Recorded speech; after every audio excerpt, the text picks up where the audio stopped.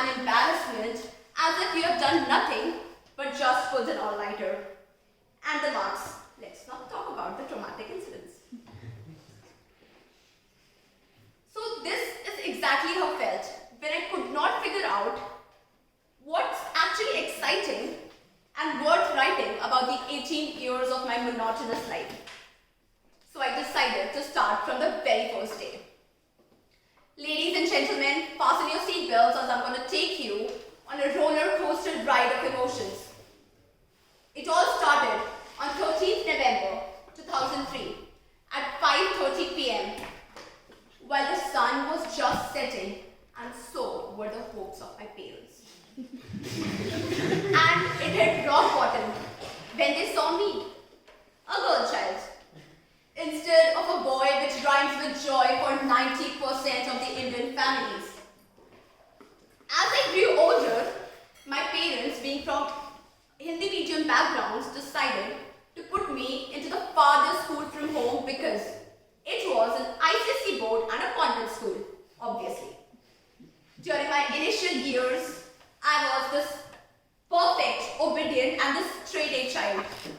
But as I grew older and reached my teenage years, just like every other child, that sudden rush of emotions accompanied by the butterflies in my stomach due to fortunate strokes of some serendipitous events in my life, which actually were the best years of my life, as I met someone who is one gem of a person and still very close to my heart. Fast forward to class 11th, when my parents decided to change my school, skipping all the drama that went down in my previous school due to my friendship with that person, due to which his school was also changed. But little did my parents know, by changing my school, they're actually putting me into the same school as him. Wow! Then comes the JE phase. Oh, I know, you all are sick and tired of listening to everybody's JE struggles. But please bear with me for 30 seconds. This was the time in my life when I was surrounded by some of the best minds in my school. And this made my confidence graph stoop lower and lower. It stooped so low that it swapped away the floor beneath my foot. But my friends, as we all know, at every rock bottom there's a basement. So I decided to hold on to myself and decided never to underestimate myself. So if you remember, as I told you, I'm going to take you on a roller coaster ride of emotions. Like every roller coaster has a sudden and every roller coaster has a sudden turn point where everybody's heartbeat is at a sync, just like the instruments of an orchestra. That is exactly how I felt on the first day of my college. And now I'm not going to bore you all with that generic line of how nervous and anxious I was on the first day of my college, because I bet each one of you sitting here would have gone through the same feeling.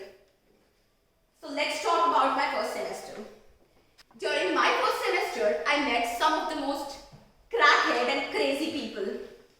As Virginia Woolf famously quoted, blame it or praise it, but there's no denying the wild horse in us. These idiots would call me up at 3:30 in the morning just to tell me that there's a rat in their room.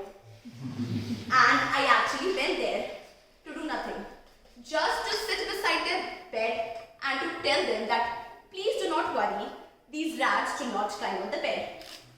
And they listened to me. But the next day, that rat went, and not just on the bed, but on the top of her nose. So, you know, the rest is history, what my friends did to me. Another set of events which took place during my first semester were the society interviews, especially the one which got me here, right in this moment, giving my icebreaker. Believe me when I say this was one hell of a process. Each one of my friends who gave the interviews returned crying. So it made my confidence graph stoop very low. But somehow I gathered myself and went there without crying. So today when I stand here, I realize why exactly was it so hard to get into. Because my friends, this is a place, a club which provides you with one of the best mentors who are the most professional ones.